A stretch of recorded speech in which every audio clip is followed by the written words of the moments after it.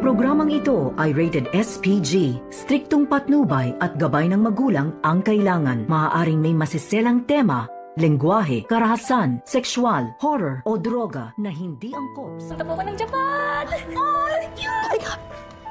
Sasaktan ka pa. Madali natin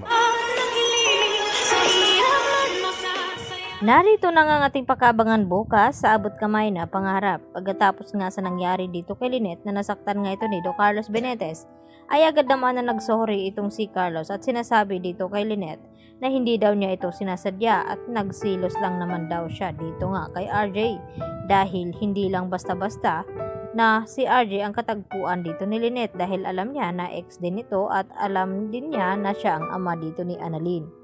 Kaya nasaktan nga ng tuluyan itong si Lynette. Samantala, nag-aalala naman ng husto itong si Josa na pumunta dito sa Eastridge Hospital. At dito nga na tinanong ni Aling Susan itong si Josa at dito na sinabi ni Josa na nag-aalala daw siya dito kay Lynette at hinihintay niya ang text nito dahil baka sa mukha daw ni Carlos ang matinding galit nung makita at naabutan ni Carlos na magkasama itong si Lynette at itong si RJ.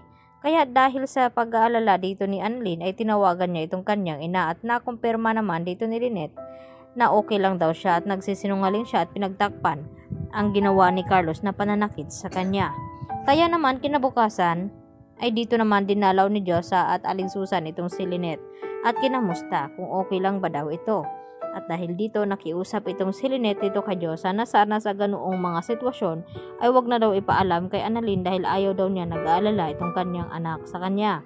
At dito naman na nagsorry itong si Josa dito nga kay Lynette at hinawakan ang braso at umaray naman itong si Lynette. Kaya napansin dito ni Josa na parang may tinatago itong si Lynette. At dito naman na tiningnan ni Josa itong braso nga dito ni Lynette at dito niya napagtanto na may sugat ito. At syempre pinagtakpan ni Lynette ang ginawa ni Carlos sa kanya. Samantala, bumilib naman ng husto itong si Carlos dito kay Annalyn na kahit ano daw ang kanyang ipapagawa ay talagang nasusolusyonan at nagagawa ni Annalyn ng paraan at matalino daw talaga itong si Annalyn. At nakiusap itong si Michael na kung may galit siya dito kay RJ ay wag daw niya idamay itong si Annalyn dahil hindi niya mapapalampas kung ano ang gawin ni Carlos kay Annalyn Santos. Kaya agad naman na pumayag itong si Carlos Benitez na makakapunta itong si Annalyn sa Japan dahil deserve niya nga ito. Samantala, upang ibalita nga dito ni Annalyn sa kanyang ina na makakasama nga siya doon sa Japan at itong si Doc Lindon, ay agad na good news nga ito at ibinalita niya dito kay Lynette. At dito nga na napatalon sa tuwa itong si Lynette at agad na niyakap dito ni Annalyn.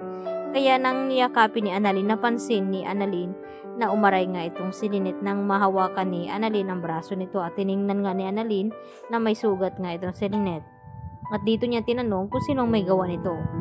At hindi naman makapagsinungaling itong si Lynette sa kanyang anak. Kaya sinabi niya na diyon nga nasaktan nga siya dito ni Carlos Benitez. At ang gustong mangyari ngayon ni Annalyn na gusto niya nang paiwanan itong si Carlos at isama itong si Lynette sa Japan. Nang sa ganon ay makarelax nga siya at mawala ang kanyang pagkatrauma. Samantala, isasagawa na nga dito ni Eric at itong si Justin ang paghihiganti dito kay Giselle at gusto nila sa madaling paraan upang mapabagsak nga daw nila itong Apex Hospital. At ang gustong mangyari dito ni Justin na kunin ang posisyon kung anong mayroon dito kay Giselle ngayon.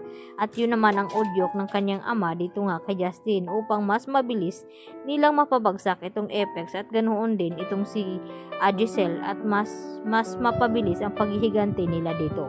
Kaya yan naman ang ating pagkatutukan at aabangan kung magtatagumpay na nga ba sa paghihiganti itong mag-ama na sina Giselle at itong ang si RJ kung hahayaan nga bang babagsak itong Apex. Yan ang ating patuloy na pakabangan bukas mga kaludi. Dito lamang yan sa abot kamay na pangarap. Yan lang po at marami pong salamat.